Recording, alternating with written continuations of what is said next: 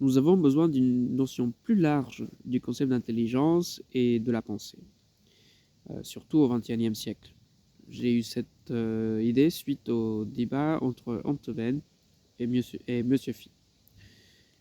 Bon, le débat, ça portait forcément sur le sujet de l'intelligence artificielle, sur l'intelligence tout court, la pensée. Antoven, il dit qu'il est pas, il insiste sur le fait qu'il n'est pas un spécialiste du sujet de l'intelligence artificielle. Pourtant, il a publié un livre récemment où, quand on le voit, on dirait que ça parle de l'intelligence artificielle. Et bon, il y a surtout le concept d'esprit artificiel. Enfin, Monsieur Phi lui pose la question, enfin, il pose les bonnes questions par rapport à ce que c'est que la pensée, ce que c'est que l'intelligence, et d'autres questions. Et enfin, tout ça pour dire que Rantoven, il finissait par répondre que nous, en tant qu'espèce, en tant qu'individu, on a un je ne sais quoi. Un je ne sais quoi ci, un je ne sais quoi ça. Enfin, c'est disons que ça tournait en rond et ça ne donnait pas une réponse concrète. Moi, ok, on pourrait dire plein de choses sur ce débat, mais il y a des choses il y a des petits soucis que j'ai soulignés, dont je voudrais parler aujourd'hui, parce que je pense que c'est important pour la suite des débats qu'il va y avoir un peu partout. Déjà, Antoven, il fait preuve d'anthropocentrisme par rapport à sa propre posture vis-à-vis de l'intelligence et de la pensée. Aujourd'hui, en 2024, on ne peut pas se permettre d'avoir une position si anthropocentrique. Et je pense que c'est très important de regarder au-delà de, de notre intelligence en tant qu'espèce.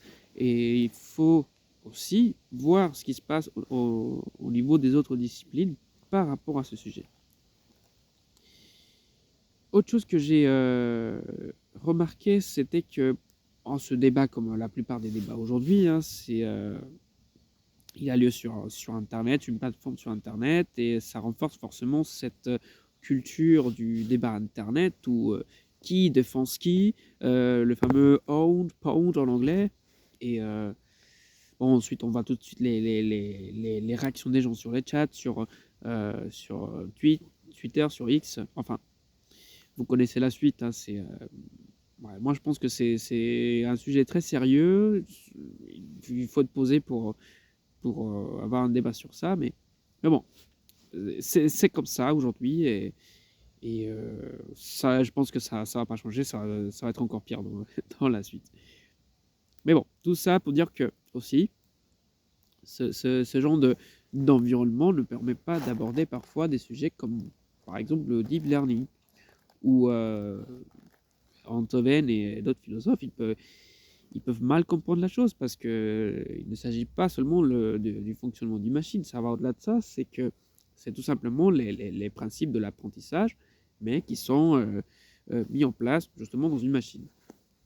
Et disons que c'est un sujet qui peut être très intéressant pour tout le monde parce que je pense que en tant qu'espèce, on devrait tous s'intéresser à ce genre de sujet. Si on voit par exemple les déclarations de Geoffrey Hinton, un des plus grands chercheurs en IA, on l'appelle même le parrain de l'intelligence artificielle, il a quitté la recherche, enfin il a quitté les laboratoires parce que il a compris en fin de compte que c'est que ça fonctionne comme des boîtes noires qu'on arrivera, en tant qu'être humain, on n'arrivera jamais à comprendre. Donc disons qu'on est face à une technologie vraiment qui nous dépasse. On ne le voit pas pour l'instant, mais je pense il faut s'y intéresser, surtout si on aborde le sujet de l'intelligence et de la pensée. Et c'est ça, justement, c'est pour ça que je veux enchaîner avec une autre chose que je voulais souligner, c'était le défi d'être un philosophe en 2024. C'est que, je pense, c'est en tout cas, Beethoven et les personnes de sa génération, peut-être qu'ils n'ont pas pris le temps de réfléchir à la pensée et à l'intelligence d'un autre point de vue. Et aujourd'hui, ils sont obligés justement d'élargir leurs horizons afin de pouvoir comprendre, afin de pouvoir intégrer cette notion dans leur compréhension du sujet.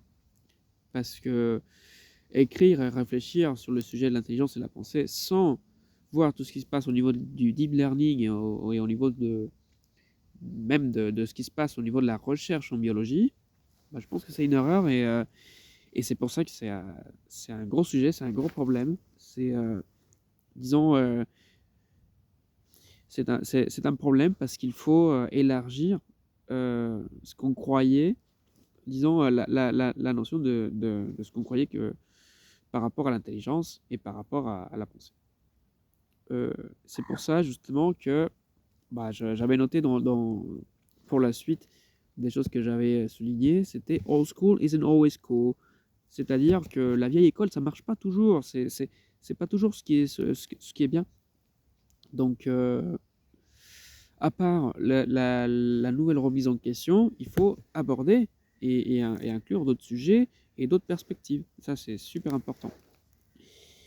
Et finalement, c'est pas forcément lié, mais je pense que si on parle justement d'inclure tous ces nouveaux sujets et toutes ces nouvelles perspectives, ça implique forcément le fait de savoir et de comprendre qu'on vit dans une culture globale actuellement, hyper connectée et qui va très très très rapide. Donc je pense que c'est une notion qu'il faut avoir en tête tout le temps parce que ça nous permettra de comprendre à quel point nos horizons peuvent s'élargir dans l'étude de l'intelligence, de la pensée et de tout un autre tas de choses.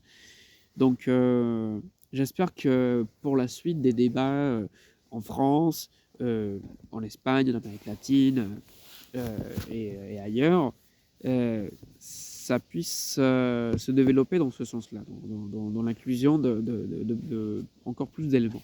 Parce que oui, je trouve que cette information, elle tourne très souvent dans les sphères anglo-saxonnes et même si ouais, c'est génial, je pense que c'est un sujet qui touche à toute la planète. Donc j'espère avoir encore plus de débats comme ça et voir ce que les spécialistes vont dire par la suite. Donc on verra ça et puis on se retrouvera donc bientôt pour en parler.